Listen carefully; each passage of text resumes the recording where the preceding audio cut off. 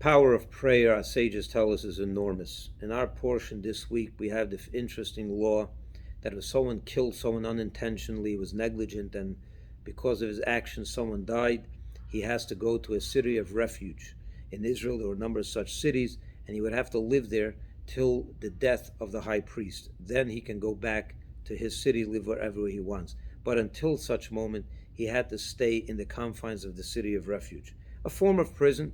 He wasn't locked behind bars and then you play, but he had to stay in that city, and it could be for decades.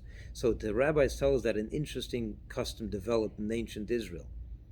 The mother of the high priest would buy gifts, would go to those cities of refuge and buy all kinds of gifts of food and other items to give these people that were there as prisoners. Why? So that they don't pray for the death of her son.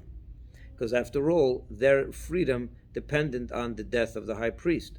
So she was afraid they would pray that he should die. So to make sure that doesn't happen, she would buy them off with gifts and so on. She'd be on their good side.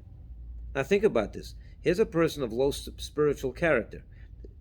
Through him came a death. Even if it's unintentional, our sages tell us that would never happen to an upstanding individual. A righteous person, God would never cause that to happen through him. So if it happens, because the person is to begin with on a lower level of spiritual stature. On the other hand, you have the high priest himself, a person that goes into the the Holy of Holies once a year on Yom Kippur, the holiest person of the generation. And here the mother of this man is worried that this simpleton, or even lower, is going to have an effect that his prayer will cause the death of her son. Think about that. The power of prayer. Such is the power of prayer. Our prayers are answered. Our prayers are heard. Our prayers are answered.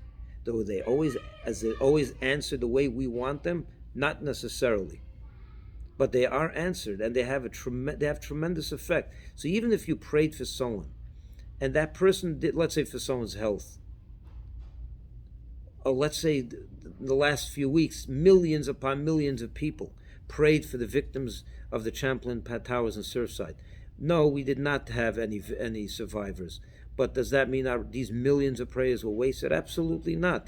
They affected their souls in the most powerful way. So we hope, and my blessing to all of us is, that our prayers should be answered in the way we want them answered.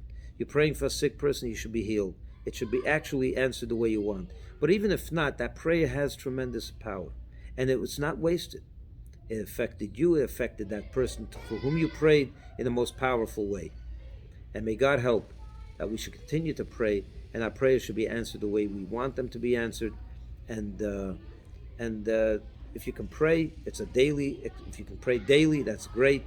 But the main thing is it should come from the heart. It should be sincere, because those prayers are real, and they have power, and they have an effect. So continue to pray. If you can do it in a synagogue, that's great. If you can do it out of a siddur, that's great. But the main thing is pray with sincerity, because there is a God up there listening. And may we all pray for good things and have good results, and you shall all be blessed with a wonderful Shabbos.